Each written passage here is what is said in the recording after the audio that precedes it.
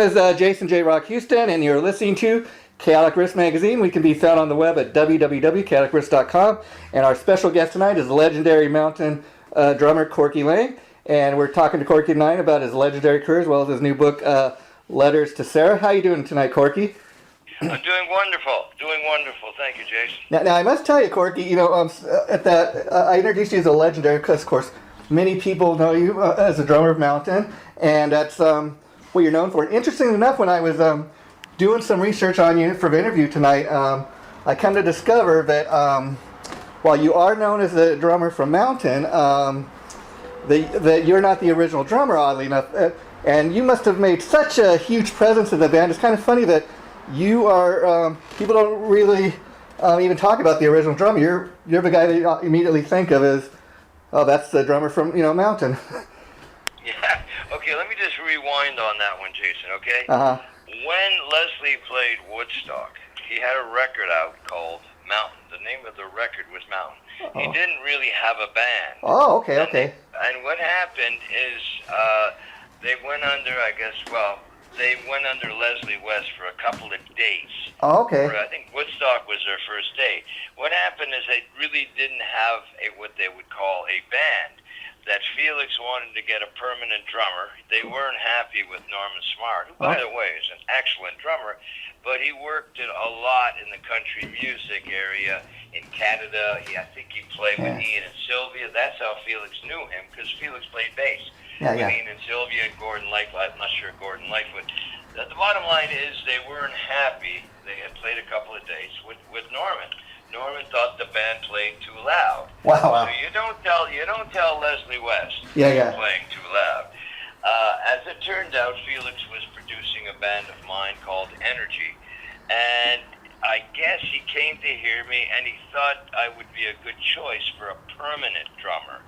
So I don't take offense to it, but okay. I'm glad you had the chance to ask you about that and clear it up, because of course everything on the internet is not kind of always that accurate, and like I said, that's part of the reason I wanted to ask you, because as far as... No, it happens. Listen, the Wikipedias and all that, I don't take any offense to any of it, because the fact is that when Leslie and Felix wanted to make a permanent band and feel confident, I was very privileged and honored, and I'll tell you, I used a 4-letter word, luck. Okay? I tell you what, that was all luck that I was there, and they said, can we go for it? Felix said, Cork, you think you can handle it? And more than anything, with that choice, is that Felix knew that I was a co-writer in a lot of songs in this band, Energy, which, by the way, he loved. So he took in Whom I But You in the Sun, which was co-titled Yasker's Farm. I had written a lyric to Mississippi Queen. So listen, I was very proud. That's good. I was very lucky to bring material to the table. And quite frankly, I was lucky to participate in the more current popular versions of these songs. Basically, the band took some co-writes of mine, just a couple, and they made a master. They did a master recording of it. So I take no offense to any of it. It's kind of like, again, it's where you are, what time you're at. It's all about that. It's all about time and place. But so I was not the original drummer that played at Woodstock, but I am the drummer in the band, and call me what you want, but I'm happy. That's all that matters. And my point was based on what I read. It sounded like, okay, well, Corky's, he's been in there probably longer than the original drummer, but that's he's made quite a presence, because people think of Corky Laing as a drummer of Mountain, which you are. But in any event, now I was reading your book, Letters to Sarah. Interesting book. It's not your typical biography, in that the book is based on, I guess, letters that you'd written to your mother while you were on the road. What's the time period again? It's sometime in the 70s, I believe, 1998 or 97. That's right. Well, it was a rites of passage of a musician. It's from '63, when I was in a local band in Montreal. I was 14, 15 years old, and I was writing my mother letters during the whole course of my touring, whether it was in the tertiary markets in Quebec, or when I finally got into New York at the Peppermint Lounge, So it's a story. It's it's a story over 30 years, based upon letters that I wrote to my mother that she saved. Yeah. Wow. Jason, I didn't know she saved these letters. Wow. And I was working with my partner, Tuja Takala, who's a co-writer in the book. She discovered this box of letters, which, again, they have 100 or 280 letters. Wow. That she went through and filed and said, well, wait a second, Corky, rather than write a memoir about snorting ants off the sidewalk with Ozzy Osbourne, why don't we write a book based upon the timeline of the letters that she found? So we went with that, and thank you for your comment. It was a good catalyst, the letters, and then I would embellish, or I'd write more about what happened at those dates throughout those 30-odd years, 35 years.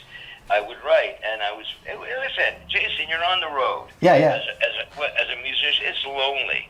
You know, whether you're playing some shithole, excuse my Shakespeare, with 40 people, or you're playing Carnegie Hall, those people don't come back to your bedroom or the motel room, to make you feel good. You're at the hotel room after all that, all the accolades, and you're alone. So I would write my mom, trying to tether myself to the reality of my family, because I came from a big family, a great family, and I wanted my mom to know where I was. I didn't want her worrying about her baby boy, which I was. I have triplet brothers who are a couple of years older than me, and we grew up in a small room with 4 bunk beds. So really, I grew up in a band from the time I was 4 or 5 years old, with my brothers, and my sister and my grandmother and my uncle. So it was a big family. So it felt good to just to write every so often on the road. And again, I did not know that she was saving the letters. Wow. So all things considered, it was again lucky and fortuitous, and frankly, it was a wonderful way for me to remember a lot of it, because I'm 70-odd years old. Wow. It's cool. It's really cool, because I found out that, in fact, I have a photographic memory. I didn't know that. Yeah. I can remember gigs and people and things like that. People say, you would never remember. Yeah. And I go, give me a second, Jay. Give me a second. I do remember a lot. And it was a wonderful way to retrace, my career. And it's not over yet. It's just that those were the letters that she saved. Well, that makes this book that much more of a, even to me as a fan and a reader, much more of a special project or book, if you will, in that, like when I was initially reading up on the books and reading reviews online, I'm thinking, oh great, this guy, he has these letters he wrote to his mom, but to come to find out that you kind of stumbled upon them, it was like a surprise, and kind of that's how you got the idea for a book. That must have been like, what a discovery. I mean, you must have been touched to find out Mom saved all these letters all these years. I was, and I was very surprised. Atuya brought them up. Wow. We were both rehearsing a rock opera that we were putting on in Finland, and she said, I think this could work. In other words, we were looking for some sort of content, some sort of clever approach to it, because every rocker, every musician, actors, they're all writing memoirs, which is great. I think most of them are very interesting. But I just thought to myself at this point, it was a coming of age sort of book, because it goes from 13, 14. One of my first gigs was with a group called the Ink Spots, and these were like the Temptations of their time. Wow. And they had huge hit records in the doo-wop era. Anyways, I don't want to give it away, because I'd love your listeners to, or your readers to buy the book, so I don't want to be a spoiler here. No. But again, yes, I was really thrilled when Tuja found the letters, and more thrilled that she loved the idea of writing and using the letters as a timepiece, as you go through each year, each couple of years.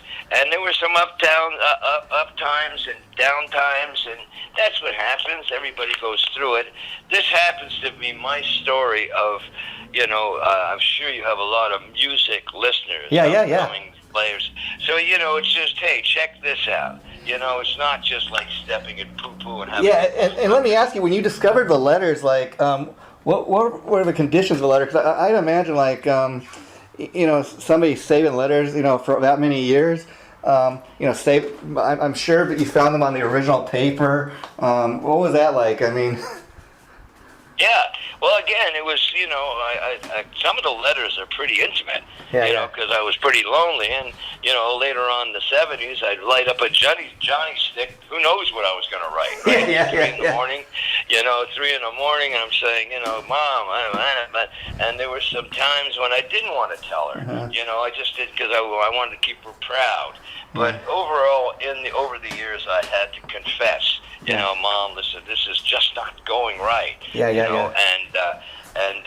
I'm going to hang in for now. I came across some of those passages. It's kind of interesting because the book goes, obviously, because it's a lifetime of telling your story thus far, and so it's a life, it's a journey, like you said, of ups and downs. But one thing that was obvious through the book. This is a huge tribute, not just telling your life story, but this huge tribute to your mother was released on Mother's Day. And one thing that's clearly obvious in reading the entire, the book, is your love for your mother. Now, interesting enough, there were some passages on your father, and one of the things I found very interesting is you were saying, when your father passed away, you had no idea that he was like a kind of a closet, I guess, cartoonist. He'd done all these great. Cartoonist, yeah. He was pretty good. Yeah. But, his first, when my mom was pregnant, he didn't expect triplets. Yeah. It's one thing that my sister already born. So my mom, I don't know, I'm sort of guess. I never talked to her about it. I guess she was guilty about holding up my father's real love of drawing because he couldn't make a living keeping our family fed as a cartoonist. So he had put away all his drawings in this bottom of this drawer in this bureau, which we were never supposed to open. Wow. Don't go near that drawer. That would open up a whole Pandora's box. Oh, wow. And okay, so when he passed away, we opened it up. But my dad, he was so busy, making a living. Yeah. I'd go to him every now and then, because he sees me drumming and he sees me playing the YMCA, and he says, what do you want? And I said, Dad, I want to grow up and I want to be a rock and roll drummer. And he looks at me and he says, Laurie, you're going to have to choose one or the other. And I thought that was that, like he says, I know you're never going to grow up. If you're going to play rock, you're just never going to grow up. But it was, it's kind of one of those things where my dad stepped back, and the other thing, another poignant part of the few words that he mentioned to me, because I never talked to him that much. Yeah. So I guess that's another reason why I wrote my mom, is because my dad wasn't a communicative kind of person. He was quiet. And, he said, Corky, if you really want to do this, I think I was in college, and he says, if you're going to do this, you want to keep playing, why don't you go someplace where you can find out how good you are? And that was the incentive for getting my visa and the band going into New York. And, New York is the place, Yeah. If you ain't got that swing, you ain't got that thing, New York was the place to go. And I was very fortunate. I mean, come on. When we went to New York, we played the Peppermint Lounge. I think it was, I was 15 years old. We didn't even have our license to play in these clubs. But we didn't know at the time, Jason, that we thought it was the Peppermint Swish, Joey D, and the Starlighters. I thought it was a musical. It turned out to be a gay club at that time. And here we were, all dressed up. It's in the book. We had, in those days, all the bands wore uniforms. Wow. Our uniform was like Bartholomew plus 3. We wore these lovely suede vests with these silk shirts with white sleeves and tight pants and dingo boots. And there's no doubt they loved us at this club, so we went from there and hung around New York and managed to make a few bucks that summer. But the idea is, all your music people are going to say, you can't listen to your family. You can't listen to your friends. They're going to tell you what, they're going to be influenced by one thing or another. You've got to go out there and play for people in general. And it's really important because, some of the most despairing remarks will come from some of your best friends. They get jealous. They get jealous that you're happening. All of a sudden, you know, all of a sudden you're getting noticed, and you know the chicks love drums. We know that, you know, which is great. It's a chick magnet, and so you know some of your best friends will start turning on you. My brothers were jocks. They were hockey players, and they were great athletes. They didn't participate in the music, but I got noticed, Jason, because I played drums. When you play drums in a small house, you will get noticed. Oh, I bet. Yeah, I bet. Now, another thing that's fairly obvious reading the book is, like I said, your love for your mom and dad. And it's at one point I read in the book you were saying, like, no matter what I did, you know, mom was kind of always on my side. I could always count on her. Now, with your dad, was it like it is with a lot of fathers and sons where deep down you knew dad loved you, but it was more a thing you didn't want to disappoint him, or I'll just avoid telling him this. Mom's going to tell him anyways, or he'll find out. I'm just waiting for a question, Jason. Oh, I'm sorry. I was saying, okay, when I read your book, it was obvious that how close you were to your mom, and kind of like you could always count on mom, no matter what you did, good or bad. She was always on your side, and I was wondering if your relationship with your dad was like a lot of father and sons, where you knew deep down dad loved you, but it was more, I don't want to disappoint him. I don't want to hear anything. I know that a lot of I always said if my dad was alive during my mountain years, you know, because he wasn't, and I would have done things differently, because he put a lot of pressure on me, but not visually. He didn't tell me what to do. He was just a very conservative guy. I think the one thing when we were starting to play clubs, he says, Laurie, just don't drink too much beer. You know, forget about pot, forget about all the other drugs that were available.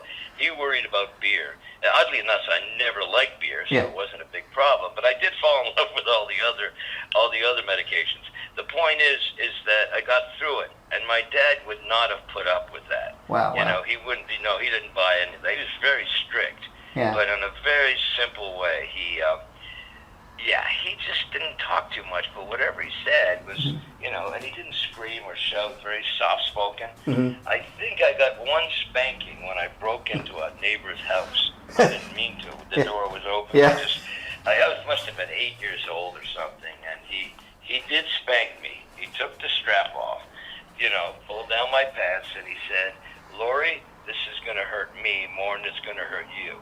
And I looked at him, I said, Dad, then don't do it. You know? You don't have to do this.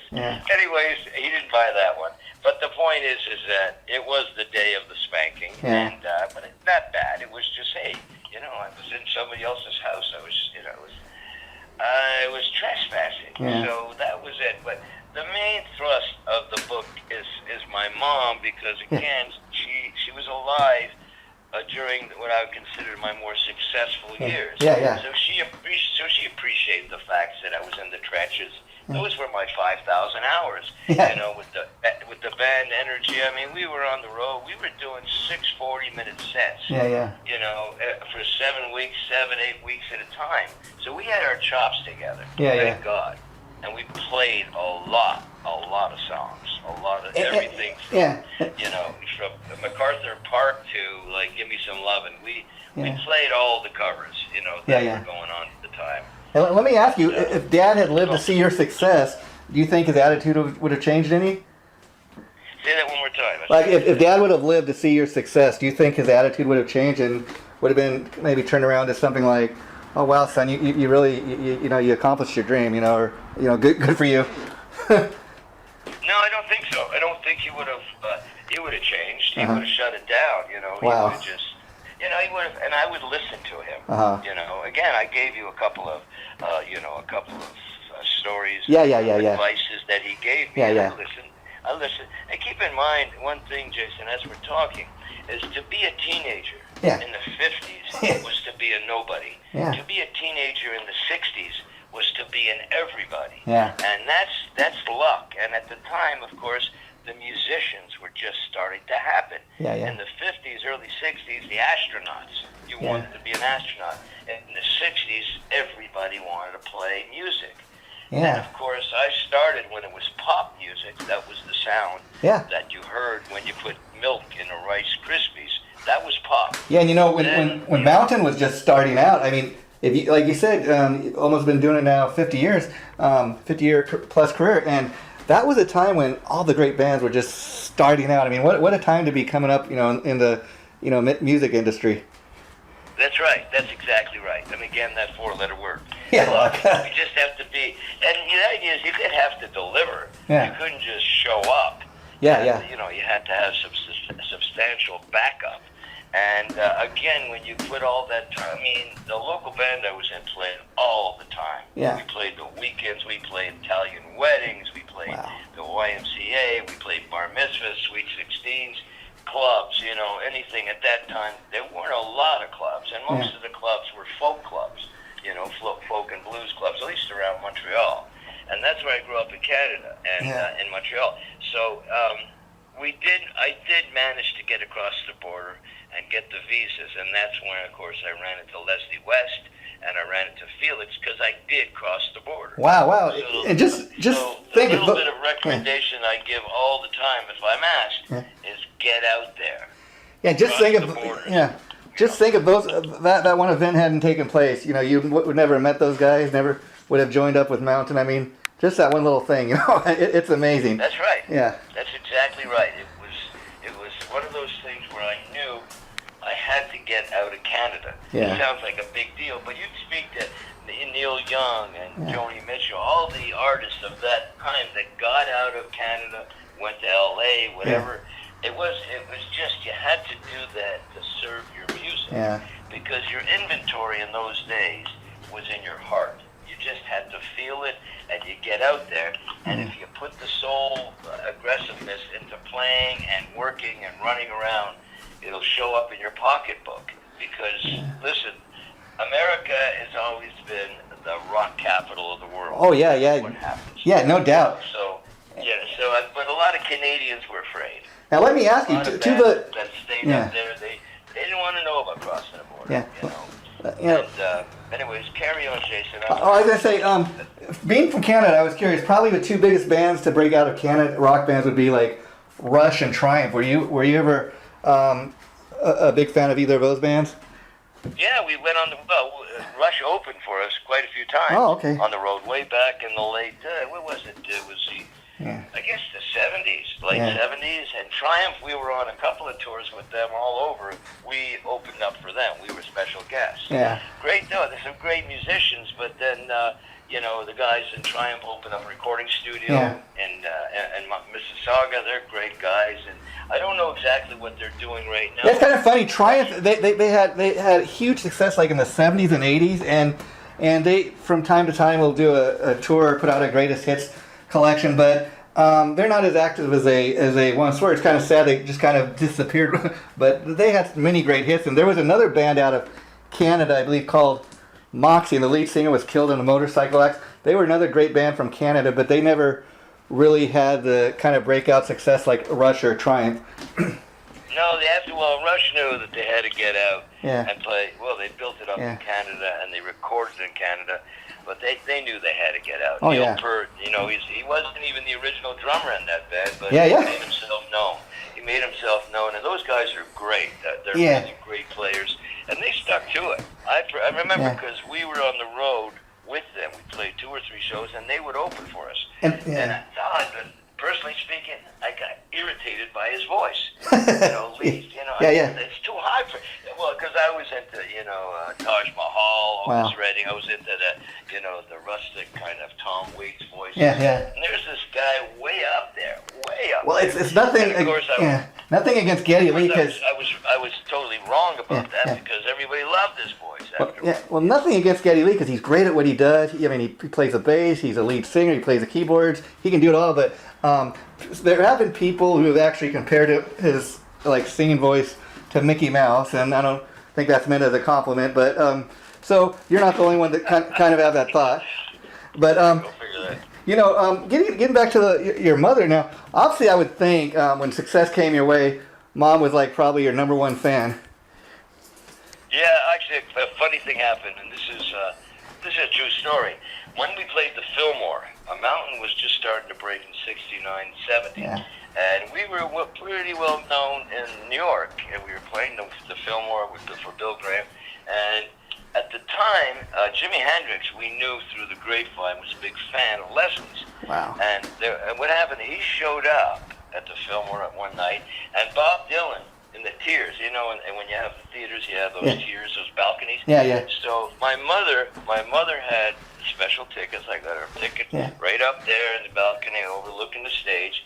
She was sitting beside Bob Dylan and Jimi Hendrix. Wow. And I looked up. I laughed. I was laughing so hard because I'm playing there. I'm looking at her. I said, "Mom, behave yourself." Mm-hmm. And I asked her afterwards. I said, "You didn't say anything, Mom?" Or anything. She said, "No, I didn't know who that fellow was." Wow. But his girlfriend kept dancing in front of me and taking off her clothes, and I had to ask him, "Sir, can you ask your girlfriend to move over because my son is playing drums?" I said, "Mom, did you really say that?" That's what she told me. Why wouldn't I believe her? Yeah. Wow. Well, that's a great story to have, you know. And you know, I was also reading in the book. Obviously, you were influenced by a lot of the British drummers, and it's kind of interesting because a lot of British musicians are influenced by the American musician, and then the American musicians are influenced by the British. Now, you were influenced, like I was reading, like by guys like Cozy Powell, Keith Moon. You know, I think even Gene Krupa. These are really powerhouse drummers. So, talk a little bit how you really got in, first came on the radar of these guys. Well, I'll tell you quickly what happened is during the 60s in Montreal, the British bands, the British invasion that they called, had to go through Montreal to get their visas before they did their first tour of America. Yeah. So you had The Who, you had Cream, you had Jimi Hendrix because he was a British band. They would come through Montreal to get their visas. And usually they play a show, wait a day or two, and then go into the States. Again, Jason, for their first tour. So they weren't heroes yet. They weren't, you know, the big run. They were as excited as getting laid for the first time. You always remember that. You remember the first. Yeah. So as it turned out, coincidentally and luckily, my band at the time would open the shows at the Forum when these bands would come in. Each month they come in, we would be on the show with them. Wow. So we got to meet them and know them. I became very friendly with Keith Moon. We call Ginger. Nobody's friendly with Ginger, but I still was right there watching him. I had it was a very fortuitous way, I can't even say it, but I had a chance to get next to these guys in terms of watching them on stage, right there. And Keith Moon, forget about it. He was in an amusement park on his own. Right there. And I learned my drumming comes from eye to hand. I watch and I do what they do with my hands. Wow. And I couldn't figure out what Keith Moon was doing at all. But I did run into Cozy Powell, who's a great guy, B.J. Wilson from Procol Harum, these drummers, and Clive Bunker from Jethro Tull. Wow. These drummers were great, and they played differently. And the bands themselves, if you remember, Jason, the English bands always looked cool, right? Oh, yeah. The reason why they looked cool is because all their promo pictures over in England and London and the UK, they were in newspapers. And that's what happened. There's only 2 or 3 radio stations, BBC One, BBC Two. So they had to look, if their brand had to be marketed the way they looked. In America, the bands at the time, like the Allman Brothers, they didn't care how they looked. They had 2,500 stations they played their records. Totally different marketing strategy. And the thing is that somehow through technology, the electronics in the studios in the UK are far superior. Well, maybe they're all right now. They were far superior than the American studios. That's why when you listen to a Led Zeppelin a song, or the Kinks, it sounds like it was recorded yesterday. You know, and then you have, well, I'm not putting down the American studios. I love them. It's just there's a fidelity there. That goes along with the look. And that's why the Brits of the invasion cut through everything, because it was high end. It was a wonderful. It was fidelity wise. it embraced your eardrum, and that's the way the rock was translated from the English bands, or I say the English bands, the European bands. It was different, Jason. Yeah. It was different. It caught my eye differently. It's just. Well, see, the thing is, typically, a lot of times a drummer, is obviously the guy in the back of the stage, and a lot of times, unless you're like these drummers we're talking about, you're not going to really get noticed up there. And I was kind of, I picked up on a passage in the book where you're talking about Keith Moon, and you're like, everything, I basically stole everything I know from Keith Moon, and Keith Moon basically, no, mate, you didn't steal it, you're just borrowing it. And always remember, like, to wear a white shirt when you're up there, that way people can see you. Yeah, it's true. Yeah, those are really musical pieces of advice. Well, I became friends with Keith because in the long run, we were managed by the same management company over there, JROCK Records, as the Who. So we got to know the band pretty well, and Leslie actually played on a couple of Who records, and we got, there was, at the time, the bands would be, we used the Rolling Stones truck to record over in London, so we became friendly with the band. Wow. Actually, the first Rolling Stone tour that came through Montreal, before they did the major tour, we were snowed in at the Forum with one of these shows. Wow. And so you get it's serendipitous. You know what I mean? You don't know if it's going to happen or not. But when it happens, you don't even notice it. Now I look at the picture with the Stones, and what's his name was still alive.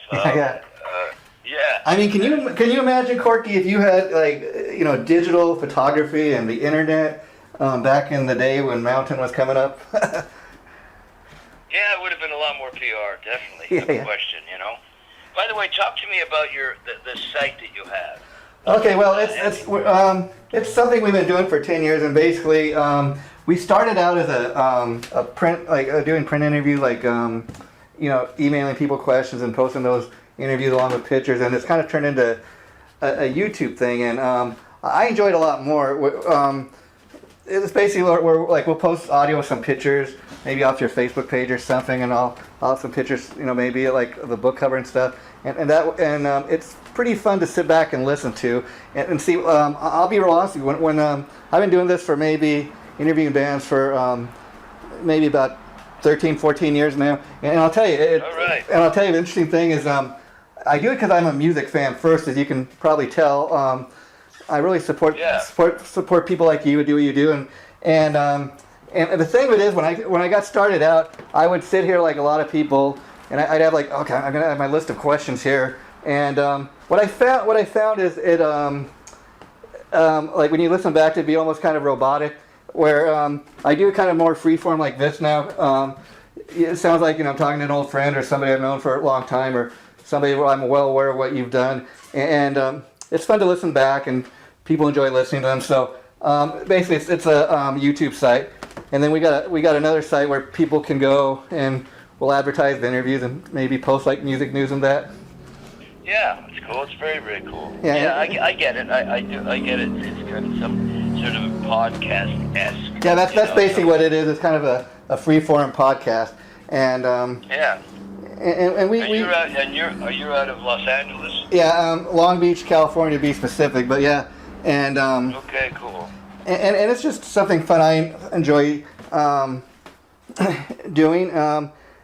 So that's a little bit about me and what I do. And I'll I know you're on Facebook, so later I can kind of send you a link if you'd like to check out some of my other.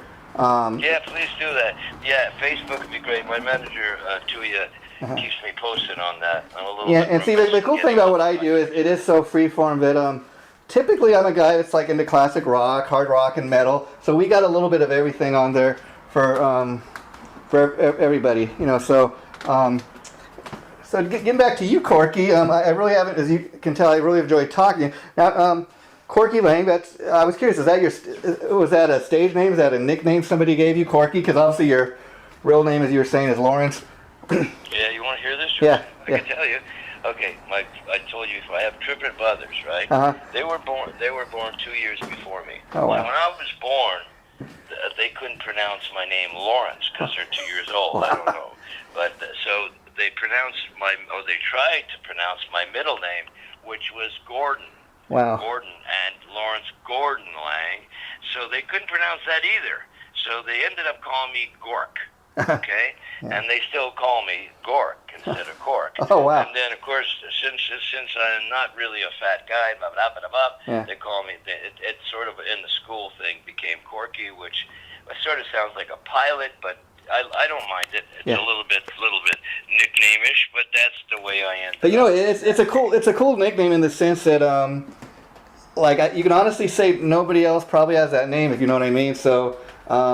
When people hear the name Corky, Corky, you're probably the guy they immediately go to, if you know what I mean. As long as I don't owe them money, Jason, I don't care. Yeah. But it's a cool little name. But it is. Thank you. And that, actually, I do appreciate that. And as it turned out, I became, a drummer, and it works. Yeah. I mean, it could be Nigel, and I could be an English drummer. Yeah, and I was curious. What really got you into the drums? As far as I always love to ask people, why was that your instrument of choice? Why not the guitar? Why not the bass? Did you just love making noise? Yeah. I mean, I wouldn't call it noise. At first it was. But, I'll tell you what it was. I told you about the bedroom my brothers and I had, this 4-bunk, but it was right beside the kitchen. And in the kitchen we had one of these, these record players, and my mother would play these Latin records, Cuban records, because Canada, they didn't have the problem with Cuba. So she had these great Cuban records, Tito Fuente, and when falling asleep, right, coming through the walls was these beautiful rhythmic things, and my dad and my mom would dance. This would be their time to just have coffee or a drink and just dance. So I picked up, and all of a sudden my sister brought in Art Blakely and the Jazz Messengers, and all of a sudden I hear that, and this is in the kitchen. That was the music room.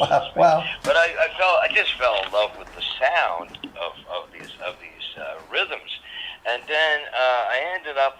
My uncle bought me a pair of bongos. Oh wow. And so I took the bongos to the elementary school dance. I think I was 10, 11 years old, and I would play bongos to Del Shannon's, as I walk along, I wonder, and I'd play it, and all of a sudden the girls would notice me.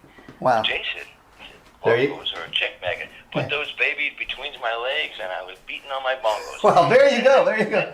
Yeah, I love there you go, and then it came up to a couple of other issues.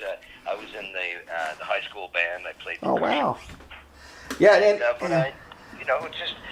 developed from there. But keep in mind, I think I mentioned it. In those days, the electric bass was invented, and a very good friend of mine, George Gardos, he had played the stand-up bass, but he went out and bought himself an electric bass and bought a couple of amps, Ampeg amps with huge speakers, and I had to go ahead and start shoveling snow so I can afford, make some money and afford a snare drum, and I'd take one drum at a time. Wow. And, when the electric bass came out, you were able to play. You didn't have to use brushes and all that. I was banging away, and we had a band, and as I said before, we became musicians, and it was fun. It was fun, and it still is. Nothing has changed. If anything, I love playing drums more than ever. Because as you move along in life, you realize, hey, this has kept you alive. Now let me ask you, being that you've been doing this for close to over 50 years, have you suffered any ailments like a lot of these other famous drummers where you start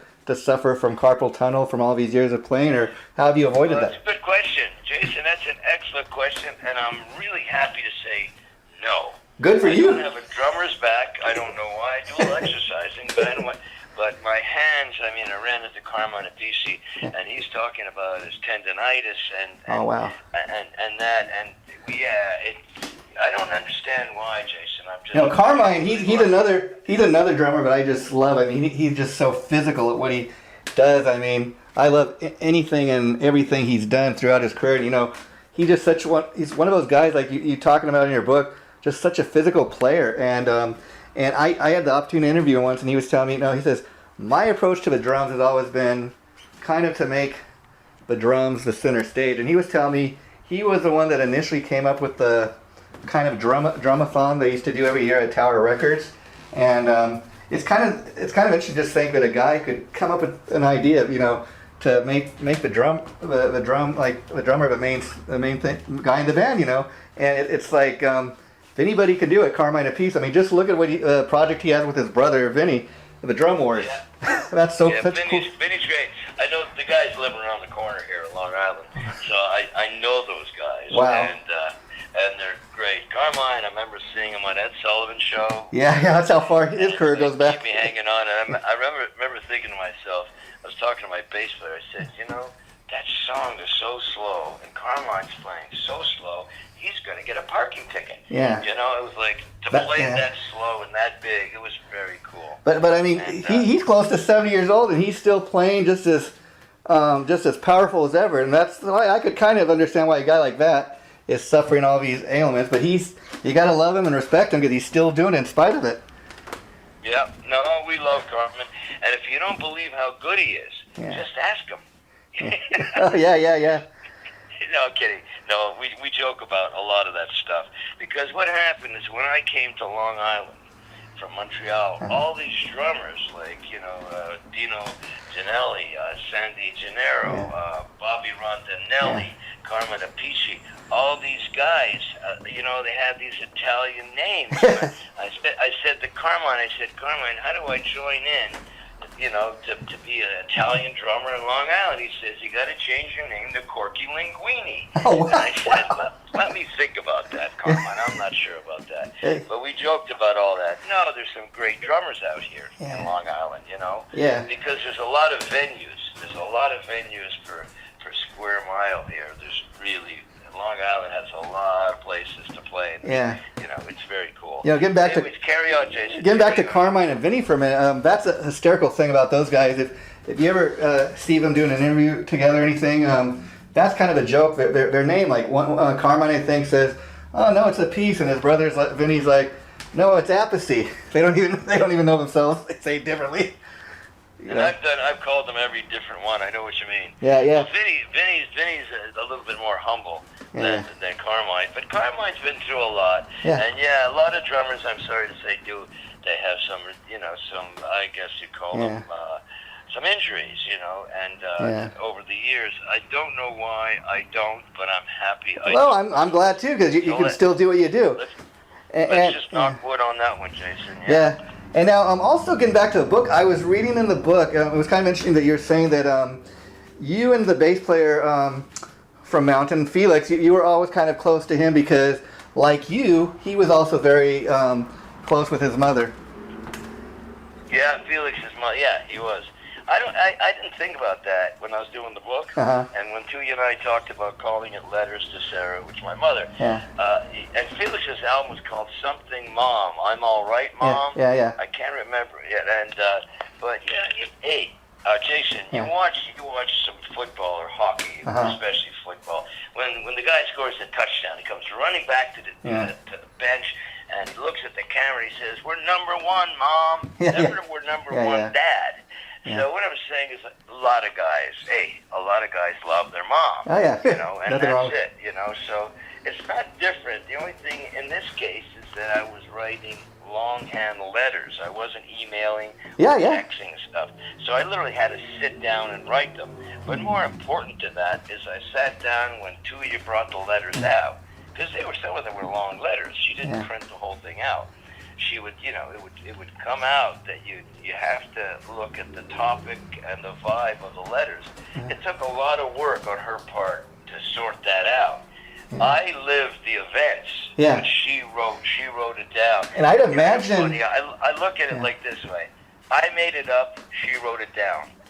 Now let me ask you. I'd assume. You did a great job. I'd assume from reading. I'd assume from reading the book that you discovered the letters after your mom had passed away. Yes. Actually, I was saying before, they were stored away in my rehearsal place. That Tuya found them. I didn't find the letters. They were all like the 250 letters stashed in the box. Wow. And then Tuya sort of took them and started reading them. And saying, well, wait a second, these are all dated. All the letters are dated. Wow.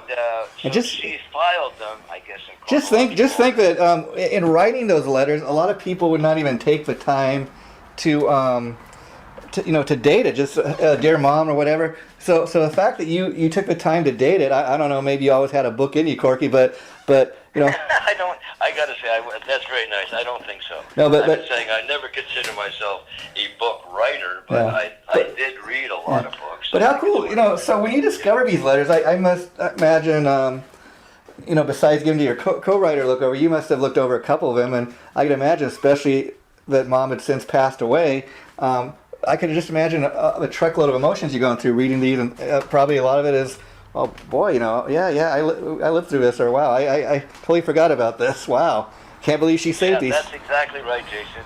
It brought on so many things that, times and eras that it came back pretty hard. Some of them was wonderful. I mean, most of it was wonderful, Jason. Yeah. It's just a list, I wasn't out there to write, a diary of a heroine. Yeah. This was something totally different. Yeah. And I think that's what makes the book so special is maybe this isn't something you... Yeah, no, it was kind of, I looked at it as a coming of age. Yeah. And throughout that time. And everybody goes through it all of course. the time. This is my take, and again, I'm thrilled that you found the letters, because, what are you going to write about? Everybody. You might not think so, because... have been written, And you might not think so because you're the guy that lived through this stuff, but obviously the reason people are interested in reading the book is because you are Corky Laing, the drummer from Mountain. Otherwise, they might not be interested. But and that's the other thing is people read this book, they're kind of going through your life through your through your view, if you know what I mean.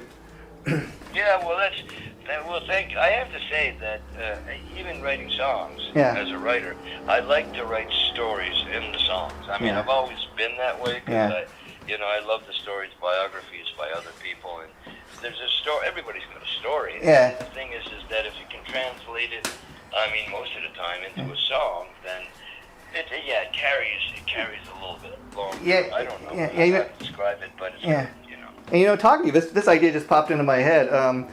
In addition to doing the book, kind of a cool idea I think would be, have you ever given any thought to, in addition to the book, maybe like putting together like a couple of songs to go along with some of the letters? You know what I mean? Writing a song based. Yeah, you know what? Very cool. I have to tell you something. You're way ahead of me on that. But I did about 10, 12 years ago. I did a book. I did an audio book. I forget what the name of the book was. What was the audio book called? Do you remember? What's the Stick It? Was it? It was Stick It. Yeah, I did this radio show. And in fact, they did an audio book of this trashy book that I wrote called Stick It, which was just a behind the scenes. But I did put in. It was an audio book, so we put songs. Like when I wrote a song with Mick Jagger. Wow. Which was another name I liked. I think we were in the studio, but it's an awful song, and the record sold 4 copies or something.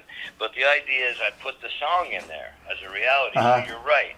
And we do have an audio book once you're promoting it, Jason. Okay. The audio book is available on Amazon also. I'll definitely check that out. That's something I'd like to maybe talk to you about, down the line. But that's totally cool. Now, before we wrap this up, because I could talk to you all night, but I know it's getting late where you are. But I do want to just touch upon a couple other things. Now we were talking a little bit ago about the bass player Felix, who, as most people know, sadly was shot to death by his wife. And I kind of get the feeling reading the book, I mean, as anybody would be, that must have been a horrible shock the morning you got that news.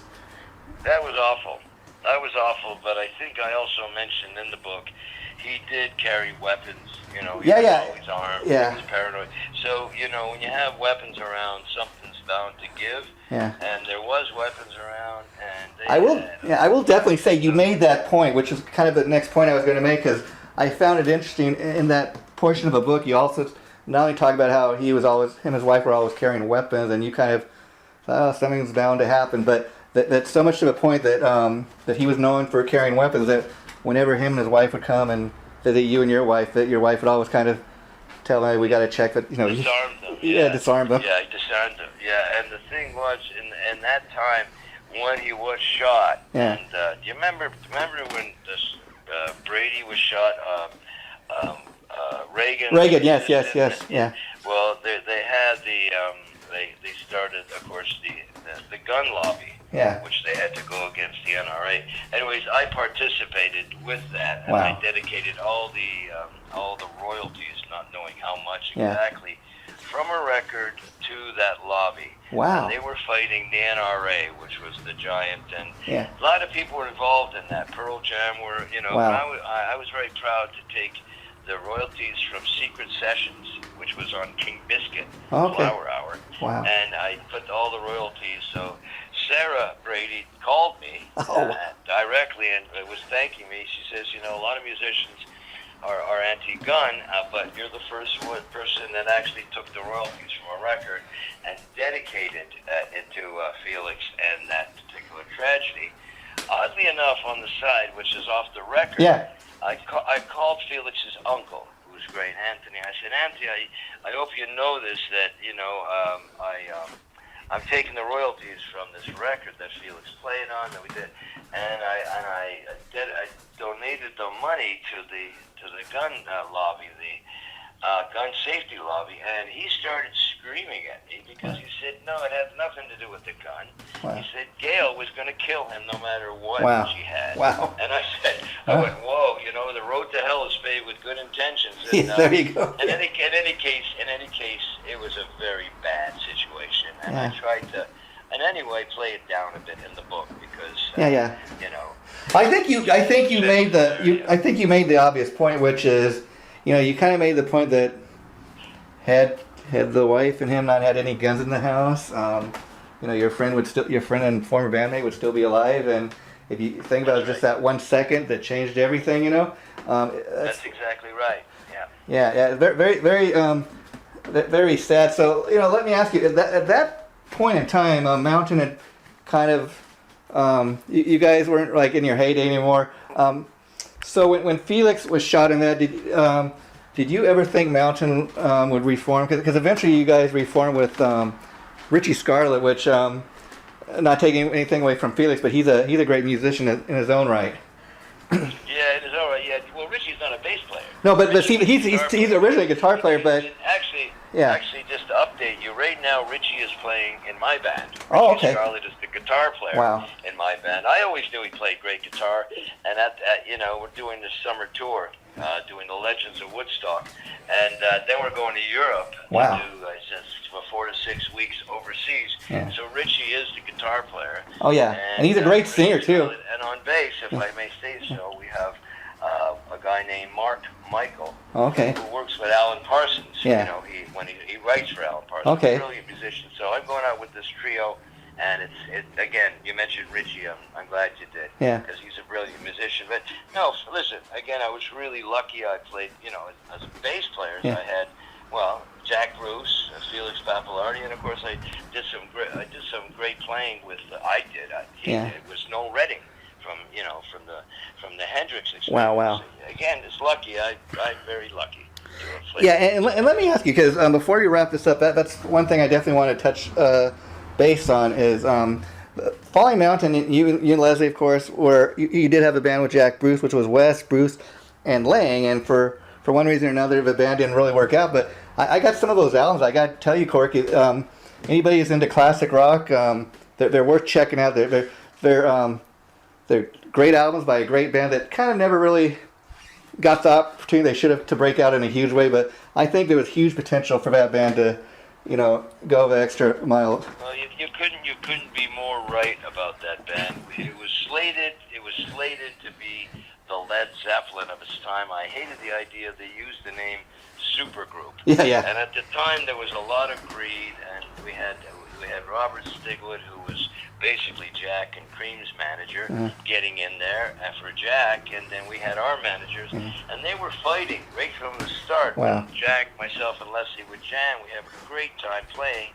It was too much too soon. It was over the top.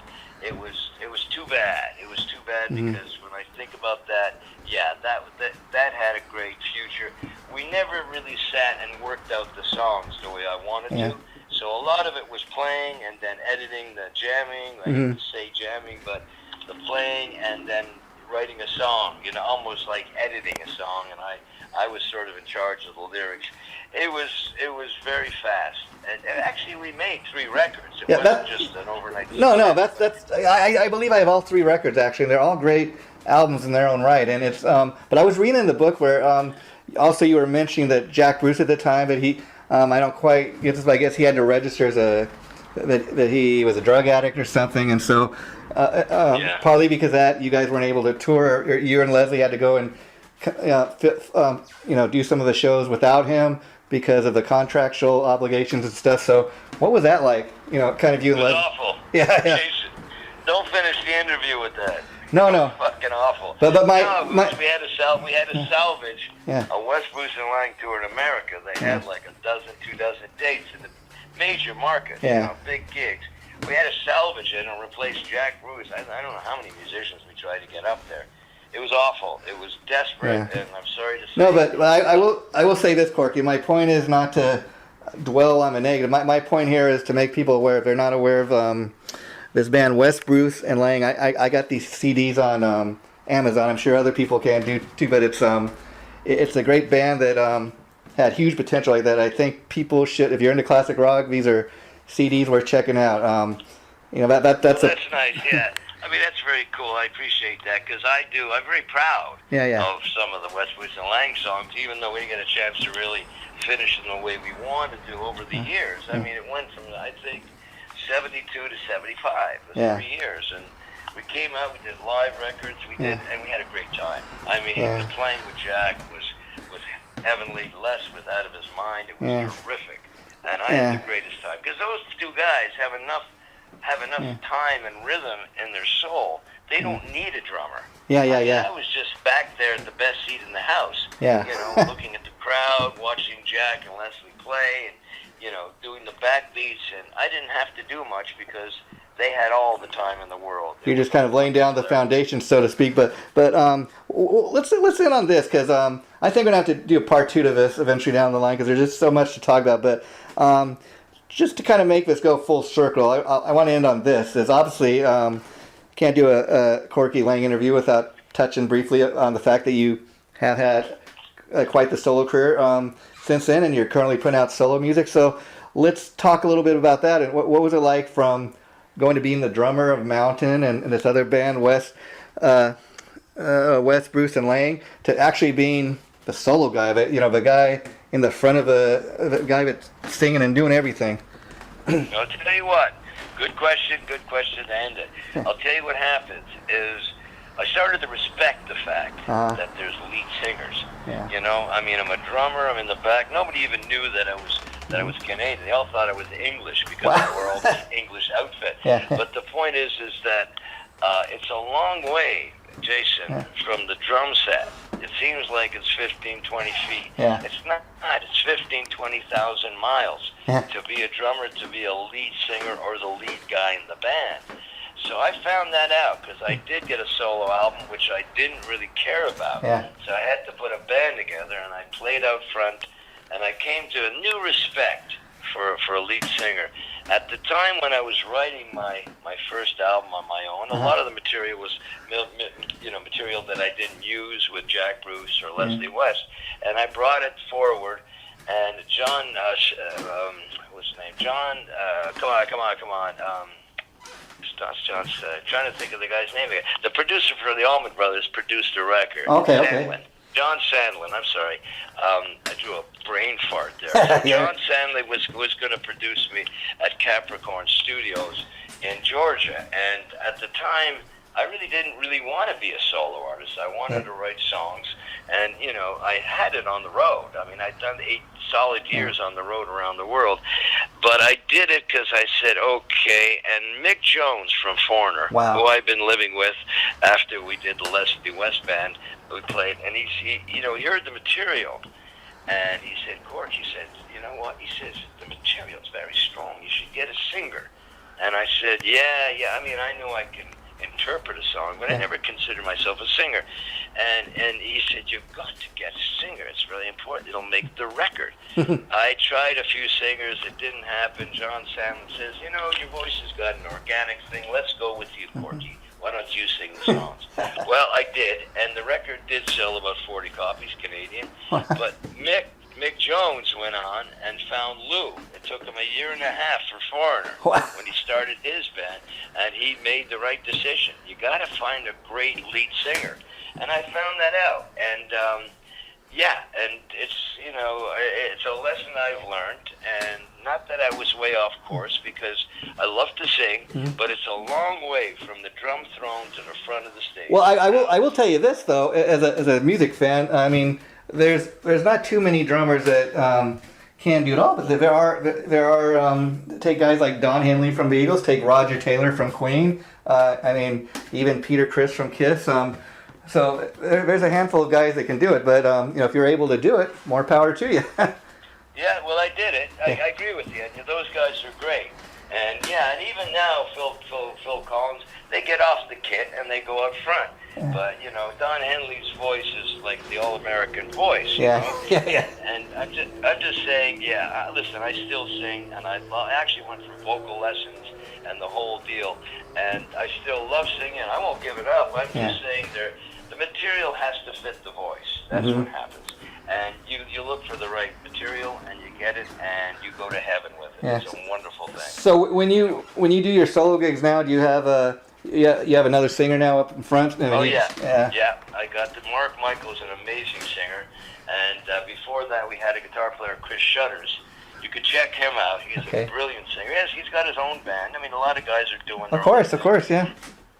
And yes, I do, and I love to sing some of the songs, so I have a great time. And at this point, of course, with the record business the way it is, as you probably know, Jason, it's about being on the road and playing. So I'm not worried about the record. I mean, if you're lucky to even have a record deal these days. I mean, a lot of bands don't even know what a record deal is, let alone a physical CD. That's right. That's exactly right. But I'm doing it, and I appreciate your support, Jason. And let me ask you real quick before we wrap this up, because I'd heard you're also currently working on a new solo album. Is that correct? Say that one more time. So you're working on a new album besides? Yeah, the new album is just finished, and we're just getting all the credits. It's called the Toledo Sessions, and it's got Chris Shutters and Mark Michael on it. I recorded that a little over a year ago, and I'm very proud of the material. And you get it. We'll get you a copy. Okay, I was gonna say I like that, and later I'll get on Facebook and I'll send you the address and that and all my information. But in any event, any idea when it might come out, just so the fans know when to expect it? Well, you're talking about the record? Yeah, probably in the summer. Probably August. Oh, cool. I would say August. Yeah, I'll let you know. You know who you should keep in touch with is Jeff Hall. I will do that. Right. I will do that. He sends me great interviews from time to time, and you're a guy I've always wanted to kind of interview because I am a mountain fan. And before we wrap this up, because interesting, I didn't know this before talking to you today, that you were mentioning at the top interview that Mississippi Queen was one of the songs kind of you brought into the band. So I was curious, when you brought that song into the band, how much did it change from the original version to the way you wrote it?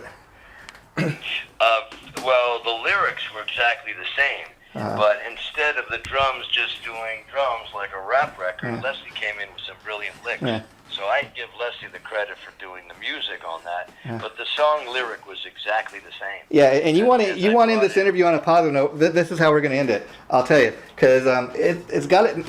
I did not know this about the song before, but I tell you, it's got to be a huge compliment to you, Corky, that this is one of the songs you brought into the band, and when people think of the band Mountain, that is immediately the song they go to, Mississippi Queen.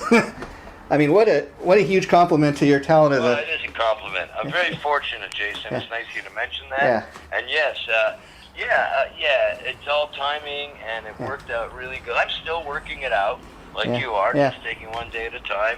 And again, I just wanted to thank you for your support, because I'm pooping out here a little bit. Okay, we're going to wrap this up. You got me going, Jason. Yeah, the very last thing I want to ask you related to Mississippi Queen. About 10 years ago, Ozzy Osbourne put out a great covers album, and he had a version of Mississippi Queen, and it was a bit of a hit for him. Did you ever get a chance to hear that? Yes, I did. I loved it. Yeah, great. Yeah, I do it. I loved it. Yeah, Leslie played on that. I think he played. I think so. And you know. Yeah, it was called the Prince of Darkness. It was a box set. Yeah. Remember And yeah, it's wonderful, you know. And I'll tell you, I'll tell you, Corky, to be the guy that brought that song into Mountain, and even if that's the one hit you're always known for, that's not a bad thing to be known for. So we are going to finally wrap up the interview, and I'll tell you what, I've had so much fun interviewing you, and I will write up that review for you, the book, and post that as well.